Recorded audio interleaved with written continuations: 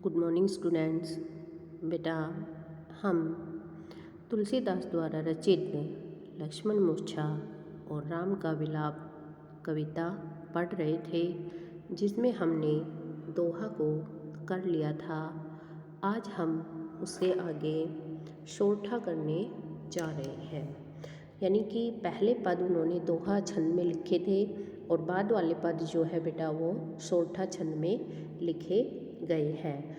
यानी कि पूरी की पूरी उनकी जो कविता है वो दोहा और सोरठा शब्दों में लिखी हुई है और यहाँ पर यह अवधी भाषा का प्रयोग उन्होंने किया है।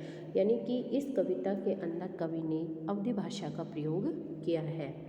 तो अब तक हमने पढ़ा था बेटा पिछले दोहा पदों में कि जो हनुमान है वह भरत के लिए लक्ष्मण के लिए जड़ी बूटी लेने के लिए जाते हैं और रास्ते में उनकी मुलाकात भरत से होती है और भरत से वो सीता हरण से लेकर लक्ष्मण मूर्छा तक की सारी बातें उसको बताता है और फिर वहाँ से वह वहाँ पर भरत की सराहना करते हुए हनुमान वहाँ से चल देते हैं और राम यहाँ पर हनुमान के आने का इंतज़ार करते रहते हैं और राम लक्ष्मण को अपने हृदय से लगा करके विलाप करते रहते हैं। इसी बीच में जो पूरी वानर सेना है वह राम को दुखी देख करके और भी ज़्यादा दुखी हो जाती है। अब आगे, प्रभु प्रलाप सुनी कान विकल भय वानर निकर।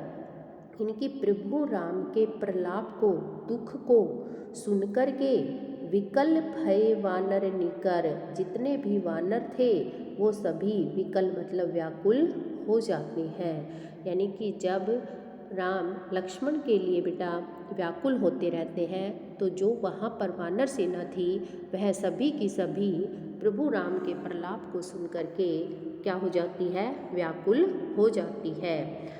आई गयो हनुमान जिमी करुणा मह वीर रस। अब वो कहते हैं कि उसी समय में जो हनुमान थे वो आ जाते हैं और ऐसा लगता है हनुमान को वहाँ देख करके जैसे करुणा में वीर रस, जैसे करुण रस के अंदर वीर रस समावित हो जाता है। यानी कि कहने का भाव ये है बेटा कि जब हनुमान नहीं आए थे तो वहाँ पर दुख का वातावरण छाया हुआ था, लेकिन जैसे ही हनुमान वहाँ पहुँचते हैं सब खुशी से उछल पड़ते हैं। तो यहाँ पर करुण रस को किसका, दुख का प्रतीक माना गया है और वीर रस को उत्साह का प्रतीक माना गया है।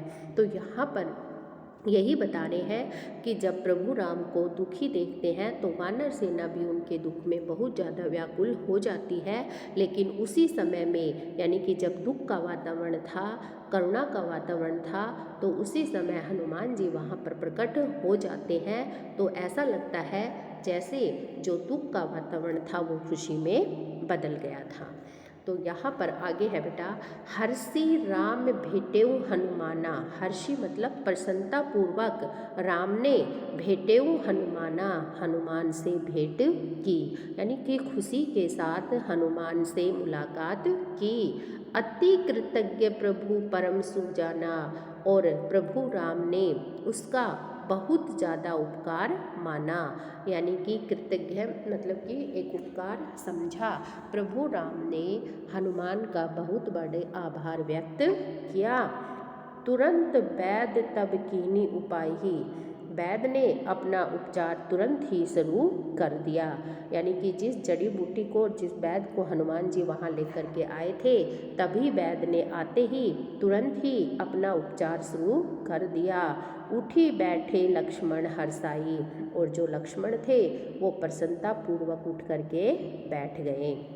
यानी कि जब हनुमान वहाँ पर आए तो बेटा चारों तरफ खुशी का माहौल छा गया और राम ने हनुमान से प्रसन्नतापूर्वक मुलाकात की, भेंट की और उसका बहुत बड़ा उपकार माना। तुरंत वैद्य तब कीनी उपाय, और जो वैद्य था उसने भी अपना उपचार तुरंत ही शुरू कर दिया।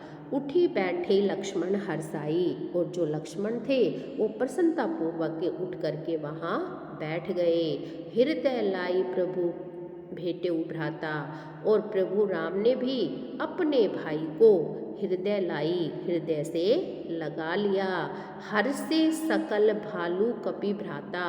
और वहाँ पर सकल मतलब सभी, जो भालू कपि बंदर थे वो सभी प्रसन्न हो गए, मतलब खुश हो गए। कपि पुनि वैद तहा पहुँचाया। कपि मतलब हनुमान ने, पुनि दोबारा से, वैद ता पहुँचाया, वैद को वहीं पहुँचा दिया। जेहि विधि तभी ताही लई लावा। जहाँ से विधि पूर्वक वो उसको लेकर के आए थे।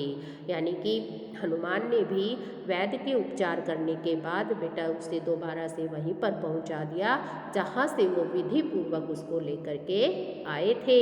यह वृतांत दशानन सुने हूँ। जब यह वृतांत मतलब समाचार, दशानन मतलब रावण ने, सुने मतलब सुना।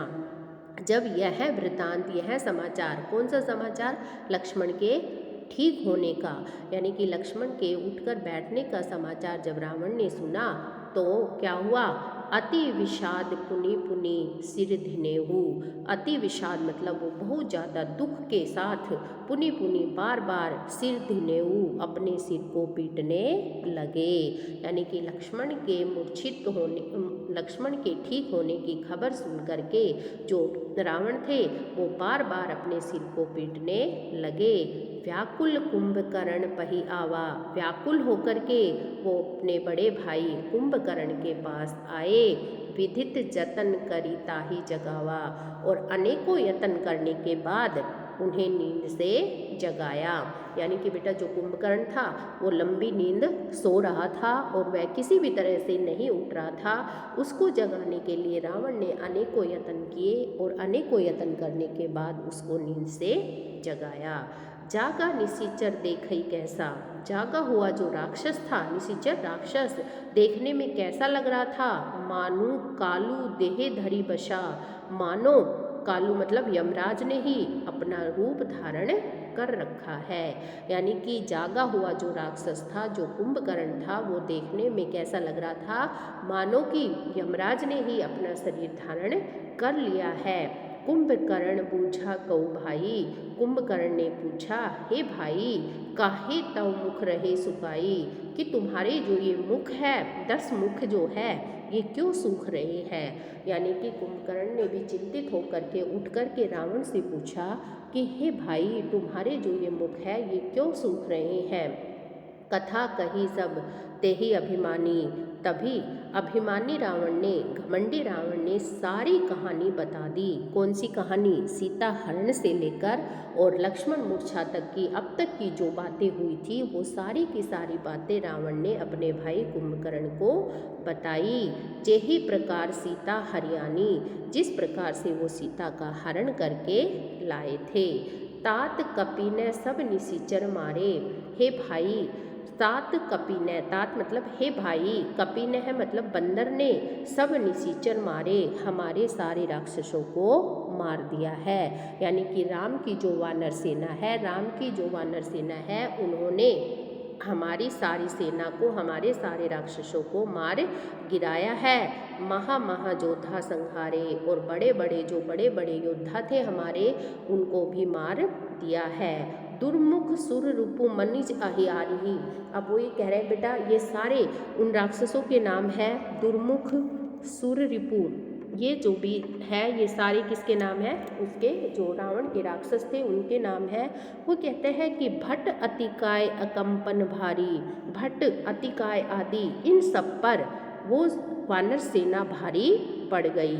यानी कि उन्होंने कहा कि जो राम की सेना है, वानर सेना है, वह दुर्मुख, सुर रिपु, मनुज आहारी, भट्ट, अतिकाय, अकंपन भारी, इन सब के ऊपर भारी पड़ गई। अपर महोदर आदिक वीरा, जो दूसरे हमारे बड़े बड़े वीर थे, परे समर मही सब रणधीरा, वे सब भी इस युद्ध भूमि में क्या हो गए? मारे गए हैं। यानी कि कहने का मतलब ये है कि उस वानर सेना ने, राम की जो वानर सेना थी, उन्होंने हमारे सारे बड़े बड़े योद्धाओं को, सारे बड़े बड़े जो भी राक्षस थे, उन सबको मार गिराया है। अब मैं बिल्कुल अकेला पड़ गया हूँ, इसीलिए हे भाई मैं अब तुम्हारे पास आया हूँ। अब अगला दोहा जो है, इसमें जो रावण है वह क्या कहता है कुंभकर्ण से, नहीं यहाँ पर कुंभकर्ण रावण से कहता है, सुनी दस्कंधर वचन तब कुंभकर्ण बिलखान। सुनी दस्कंधर, दस्कंधर मतलब 10 सिर रखने वाले रावण के बारे में, रावण दस्कंधर रावण के लिए आया बेटा। तो उन्होंने कहा कि जब उन्होंने रावण के वचनों को सुना तब कुंभकर्ण बिलखान, तब उस समय जो कुंभकर्ण थे वो बिलखते हुए बोले, जगदम्बा हरियाणी अब सठ चाहत कल्याण। वो कहता है कि तुमने जगत जननी सीता का हरण किया है और अब तुम कल्याण चाहते हो, अब तुम जीने की इच्छा चाहते हो। तो ये सारी बातें बेटा किसने कही थी, कुंभकर्ण ने। यानी कि वो अब ये जब उन्होंने रावण से सारी बातें सुनी तो वो यही कहते हैं कि तुमने जगत जननी सीता का हरण किया है और अब तुम अपना कल्याण चाहते हो, अपना जीवित रहना चाहते हो, जो भी संभव नहीं है। अब कुंभकर्ण यही सोचते हैं कि अब तुम्हारा मरना निश्चित है, तुम अब बच नहीं सकते हैं। तो बेटा आज की हमारी यह कविता यहीं पर समाप्त होती है, आगे हम दूसरी कविता करेंगे।